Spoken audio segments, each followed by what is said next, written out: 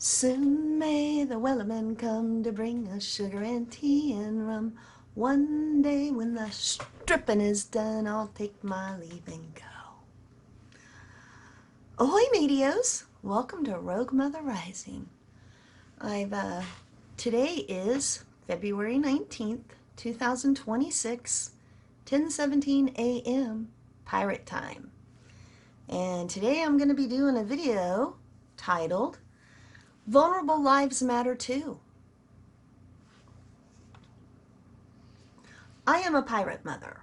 My first responsibility is the protection of my child and his community and anyone who cannot speak for themselves. What I've seen happen to Elijah, Lester, Isbill, and Lisa Edwards has made me stop and look around. It's made me ask, what is really happening when vulnerable people encounter systems that are supposed to protect them? And what I see is institutional drift. People following rules, guidebooks, and laws, but not seeing the people in front of them. Lester had dementia. He was confused. He could not identify the year, the president, or respond quickly to questions. Lisa Edwards also died while in police care. My son, an adult with an intellectual and developmental disability, can present in the same way under stress, or just normal every day.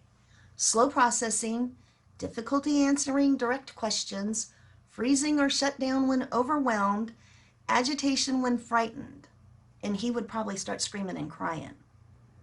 To a first responder in a high-pressure moment, these signs can be misread as intoxication, defiance, or threat. And my son cannot advocate for himself. He relies on all of us and the system to see his vulnerability before it becomes a crisis. In the late 20th century, institutions were closed. The promise was community inclusion and support. For the previous 100 years, adults with IDD had largely been confined to institutions. Suddenly, they were living in our communities, and yet no safety rails were put in place. No specific police training, no scenario guidance for first responders, just the expectation that people who are vulnerable can now navigate the world safely on their own.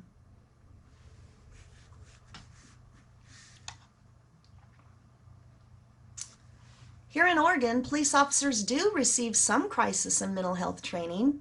The basic police academy includes mental health and crisis intervention team training. Officers learn ADA, Americans with Disability Act's basics, and do general de-escalation techniques. But there is no universal, in-depth training specifically for adults who are intellectually or developmentally disabled, or as we're finding out, with dementia. That man Lester had dementia. And Lisa Edwards, I did a video about her on my other channel. I might move it to this channel. She was sick. The hospital kicked her out. She died in the back of a cop car.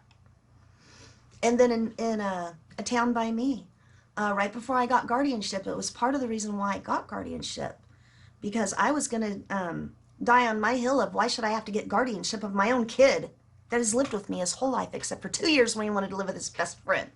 And it didn't go well. Nothing like this, but normal group home stuff. And he came back home with me. So, I forgot where I was going. Oh, the man in Medford. I tried to find the story, but I can't find it.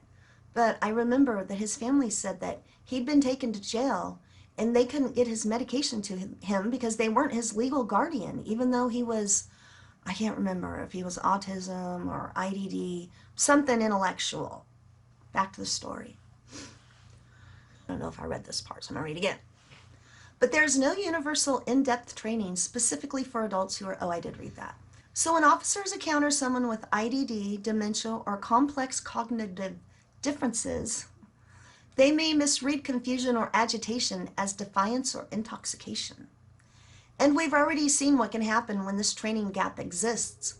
Lester Isbill, Lisa Edwards, and many others who never made much news. And my son could easily be one of them.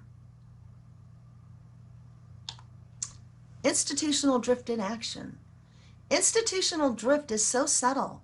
No one sets out to harm anyone, but the system values efficiency, procedure, liability protection over the human in front of it. Confusion, detain. Slow processing, restrain. Agitation, escalate control.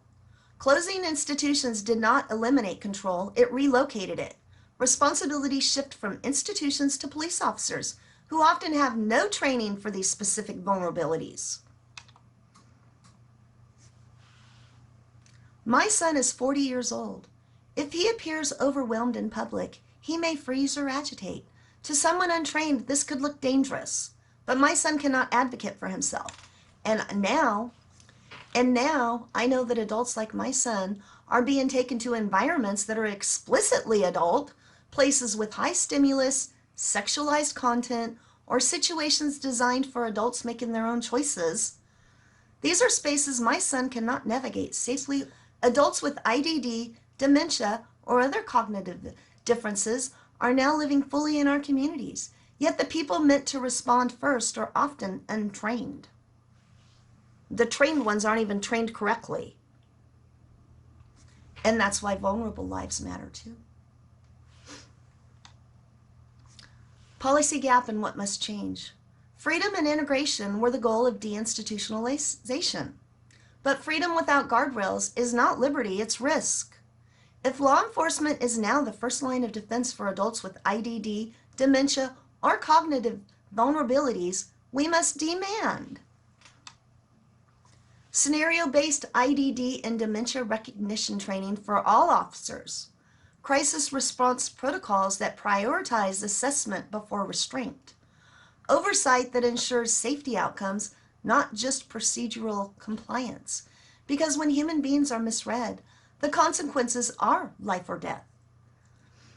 Now see, this is a problem because they also do still have to deal with the people that are intoxicated or on drugs or seriously dangerous.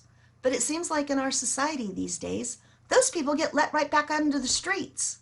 So how is a cop even to know who's the one that's got a mental thing going on and who's the one that's evil and dangerous? I see they're a dilemma there, but that doesn't help me in my dilemma to keep my son safe.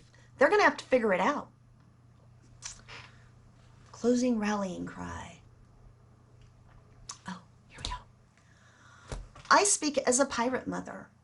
I stand for the protection of my IDD adult child and all of the IDD adults and the dementia adults and the ones with legit mental illness who cannot speak for themselves. When I see systems following rules, guidebooks, but failing to see the humans in front of them, I see risk. When I see stories like Lester and Lisa, I see the cost of ignoring vulnerability. Integration without preparation is not progress, it's vulnerability. Look twice, pause. See the person before you escalate control. We can have freedom, we can have community, but we must also have training, preparation, and recognition. Repeat to punch it home. Because vulnerable lives matter too. There you go. That's my script. That's how I feel. They're going to start taking, So while we're awaiting Justin Witham's reply to my email, I'll continue to make videos about random stuff that I find that's seriously wrong and leaving our community at very, very high risks of death, from the law. So not only are they not safe going in a strip club, now they have to worry about the protectors of society not seeing the signs and protecting them because they're out hanging out at a strip club. They're just going to see, they're just everybody else. They're just like everybody else. That's what they want with this DEI. Everybody's the same. I'm no different than you, and you're no different than me. That does not work in the real world. When you live in reality, you see, I know, there's people that can do lots of things that I can't do. We're not the same. That's life. That's lived reality. That's my ship. Thank you for going on a sail with me. I'll see you at the next port. Ahoy, mateos. Bye.